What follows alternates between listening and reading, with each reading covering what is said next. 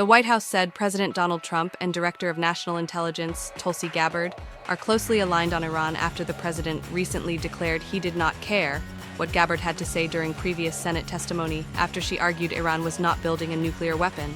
Gabbard dismissed concerns Iran was building a nuclear weapon during March testimony before the Senate, just months before Israel launched preemptive strikes on Iran, directly in response to Israeli intelligence, showing Iran could produce a nuclear weapon in a short span of time.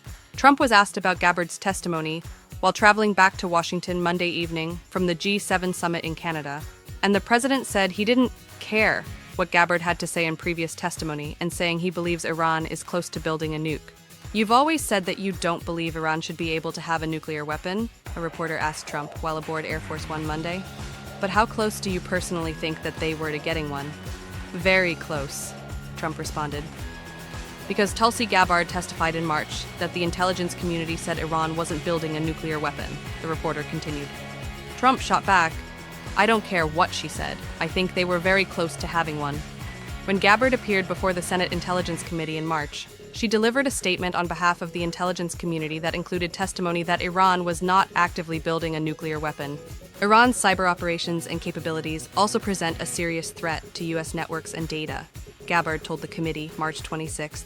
The intelligence community continues to assess that Iran is not building a nuclear weapon, and Supreme Leader Khamenei has not authorized the nuclear weapons program that he suspended in 2003, she said. "We continue to monitor closely if Tehran decides to reauthorize its nuclear weapons program," she added at the time. "In the past year, we've seen an erosion of a decades-long taboo in Iran on discussing nuclear weapons in public, likely emboldening nuclear weapons advocates within Iran's decision-making apparatus. Iran's enriched uranium stockpile is at its highest levels and is unprecedented for a state without nuclear weapons.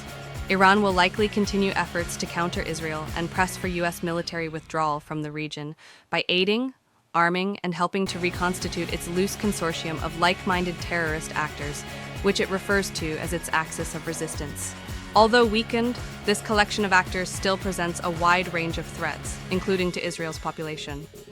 U.S. forces deployed in Iraq and Syria, as well as U.S. and international military and commercial shipping and transit. A White House official told Tuesday afternoon that Trump and Gabbard are closely aligned, and that the distinction being raised between Gabbard's March testimony and Trump's remarks that Iran is very close to getting a nuclear weapon is one without a difference. The official noted that Gabbard underscored in her March testimony that Iran had the resources to potentially build a nuclear weapon. Her testimony in March reflected intelligence she received that Iran wasn't building a weapon at the time, but that the country could do so based on the resources it amassed for such an endeavor.